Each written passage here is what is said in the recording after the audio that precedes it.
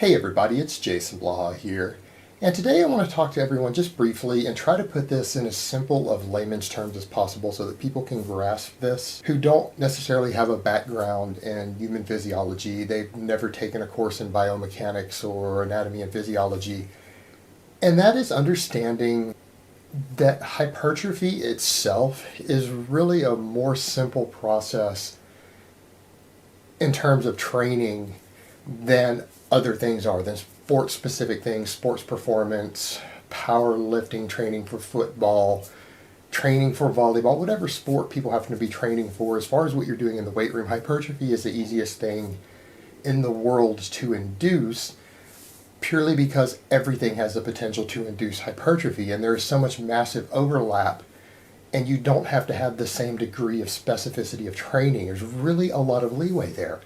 And a lot of it has to do with the fact that there is so much radiant effect and carryover effect in muscles. There's so many different things that you can do that can basically reinforce previous training with less work to keep re-stimulating muscle protein synthesis in muscles you're trying to get to grow. It really doesn't have to be as complex as people make it out to be. And a lot of people don't seem to always grasp that the most effective and easiest cookie cutter programs are the ones that involve the most big, heavy compound movements, things like squats, deadlifts, bench presses, rows, overhead presses, because of the sheer amount of carryover they have to other muscles. And people want to argue oftentimes that some of these don't recruit different muscles that they actually do for growth, such as the examples of the upper chest with the overhead press, or the latissimus dorsi with the deadlift. And it's because people don't actually understand how the shoulder girdle fully works in terms of radiant effect, or how units of muscles work as units, not in isolation. They don't work the way that they look on an anatomy chart. Those are individual functions, but they don't mean that those things are the only way that they are directly recruited and directly even stimulated for muscle growth. And people who look at it that way have a very limited understanding of the human skeletal muscular system. And it's really an incorrect way of looking at it. And yes, things like the deadlifts do heavily recruit the latissimus dorsi. However, there's a lot of isometric action there, and there's a lot of partial range of motion action there, but it is with a heavy weight. And it does stimulate growth, but that doesn't mean that the majority of people, they would want to do only a deadlift as their only lat exercise. Very, very few people, only a small, very tiny minority of people genetically would probably develop really good lats if that's all they did. They do exist, but they're the outliers. They're not the norm. But the truth is, the heavy deadlifts and the squats and the other things do contribute to your lat development. Your pull-ups and your barbell rows do contribute to your bicep development. And if you do those in addition to curls, you're going to get bigger biceps than had you done just curls alone. And for most people, if you do curls also, you would get bigger biceps than you would get had you done just the rows and pull-ups. There is a cumulative overlapping effect of these things. And it's not just that one lift that gives you the total development, it's the sum of it. And that is why the big heavy compound movements are so important.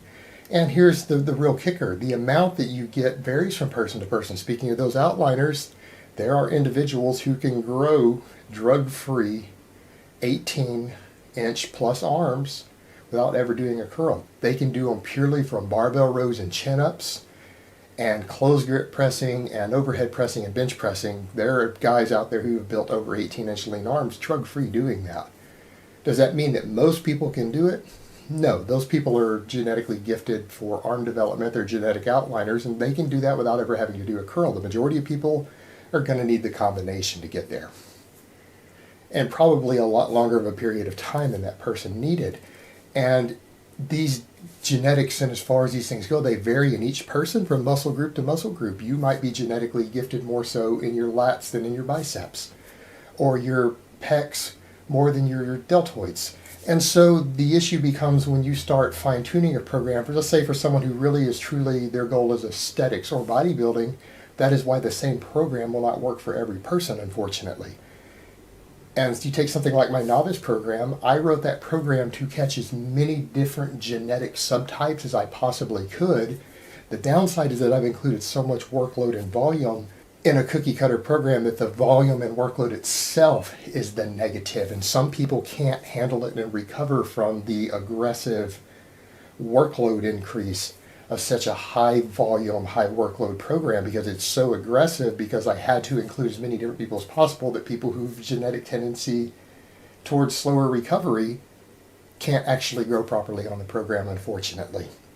But very few people are going to get many lagging body parts, because I built the program in such a way to include so much overlap of different muscle groups and such a high workload for every muscle group that it would catch most people's weak points in the first year, with only some exceptions.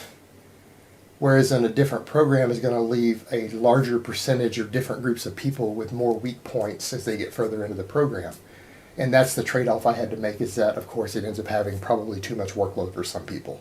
So that is the problem you always run into with a cookie cutter program, is that rates of growth in different muscle groups will vary from person to person. The amount of direct stimulation that an individual needs to keep a given set of muscles in balance with a different set of muscles is completely different from the next individual. And that's where the point of fine-tuning things in weak point training comes into play. Because most people can develop a good base with just a proper selection of good heavy compounds and progressive overload, but sooner or later you're going to develop some weak points. And on the same program, one guy will get weak biceps, another guy will have weaker side delts, another guy will have weaker lats, and will require more specialized work if they get into it, all in the same program. And that is due to genetic differences and structural differences, muscle insertion differences. That's purely unavoidable, and at some point, everyone, usually past the first year, definitely requires specialized training accordingly. But any good program will take into account that it is the cumulative overlapping effect of the different muscle groups and them reinforcing each other. Because again, if you've come in and done barbell rows on Wednesday and you come in and do deadlifts, heavy deadlifts on Friday, even though the muscle protein synthesis is tapering back off, you are re-stimulating enough of it back in the lats and everything that you're reinforcing the original growth stimulus from Wednesday and re-kicking the muscle protein synthesis back up, and you're still reinforcing and resending a new signal to that same muscle that was stimulated harder on Wednesday. So it's all about weekly and monthly, and over time, the cumulative effect of everything that you are doing for a given muscle that matters. As far as hypertrophy now, as far as performance is all specificity, joint angle specificity. That's a more complicated topic. But the reality is, hypertrophy really is about the cumulative effect and the cumulative stimulation, and every single thing that you do matters. The deadlifts do matter towards all those smaller muscle groups as part of the overall program. The barbell rows actually do matter to your biceps, and so on and so forth.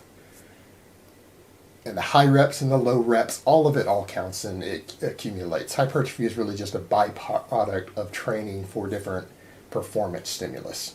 All right, guys, but that's really all I have to say on that today. I hope it has been informative, and I will talk to you guys next time. But let me give you guys a bicep shot before I go.